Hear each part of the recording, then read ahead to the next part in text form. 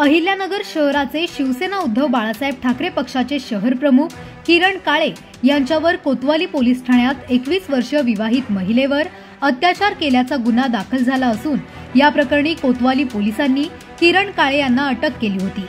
या विरोधात आज सकाळी शिवसेना उद्धव बाळासाहेब ठाकरे पक्षाच्या पदाधिकाऱ्यांनी जिल्हा पोलीस अधीक्षक कार्यालयात पोलीस उपअधीक्षक अमोल भारती यांची भेट घेत किरण काळेंवरील गुन्हा खोटा असून यापूर्वी देखील त्यांच्यावर असाच गुन्हा नोंद केल्याचे षडयंत्र विरोधकांकडून करण्यात आले होते। त्यावेळी देखील काळे निर्दोष सुटले होते। केवळ शहरातील रस्त्यांबाबत एक मोठा घोटाळा जनतेसमोर आणल्यामुळेच शहर प्रमुख किरण काळेंवर राजकीय द्वेषातून तसेच राजकीय षडयंत्र रचून त्यांच्यावर खोटा गुन्हा दाखल करण्यात आला असल्याचे यावेळी शिवसेना ठाकरे गटाच्या पदाधिकाऱ्यांकडून पोलीस उपअधीक्षक अमोल भारती यांना सांगण्यात आले। तर या प्रकरणी गांभीर्याने लक्ष देऊन खरा तपास अहवाल पाठविण्यात यावा अशी मागणी करण्यात आली आहे। काल आमच्या नगर शहराचे शिवसेनेचे शहर प्रमुख मान्य श्री किरण काळे यांच्यावर बलात्काराचा एक गुन्हा दाखल करण्यात आला व रात्रीतूनच त्यांना अटक करण्यात रात्री 1:30 वाजता।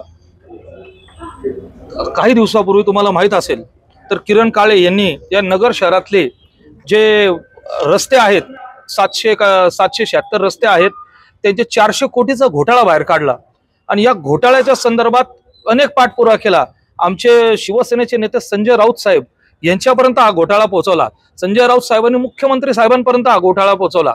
तर याचा कुठेतरी रात मनात धरून आणि याच्या अगोदर त्यानंतर सुद्धा स्वच्छतेच्या संदर्भात सुद्धा त्या ठिकाणी घोटाळा त्या महानगरपालिकेचा काढला। कारण की आपण पाहतो महानगरपालिकेला देशात 5व्या क्रमांकाचं स्वच्छतेचं अभियानाचं मिळालंय, पण ते सुद्धा खोटा घोटाळा त्या नगर शहराला या देशाला या महाराष्ट्राला दाखवला।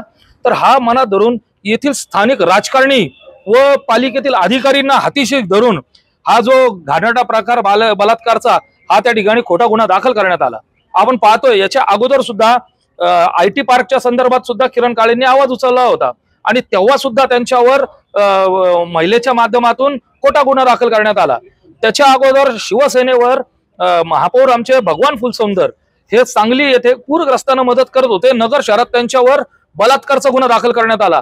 माझ्यावर त्या ठिकाणी विनयभंगाचे गुन्हे दाखल करण्यात आले, माझ्यावर योगीराज गाडेवर, आमच्या हर्षवर्धन कोतकरवर म्हणजे असे वेगवेगळे गुन्हे या नगर शहरातली ही संस्कृती झालेली आहे।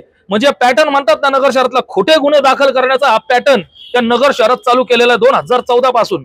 आणि कायम कोणत्या ना कोणत्या गोष्टीने एखाद्याला बदनाम करणं राजकारणात, जर एखादा चांगलं पाऊल उचलत असेल, कोणा विरोधात बोलत असेल तर त्याच्या विरोधात लगेच त्याला जर हे घोटाळे आज ही गोष्ट खरी झाली हा गुन्हा दाखल तुम्ही करून आज या नगर शहराला या महाराष्ट्राला दाखवून दिलंय तुम्ही की हा घोटाळाच होता आणि ह्या घोटाळ्यात तुमचा उघड आला तर तुम्हाला बोलता येत नाहीये म्हणून तुम्ही असे भंगारचाळे हे गुन्हे दाखल करतात।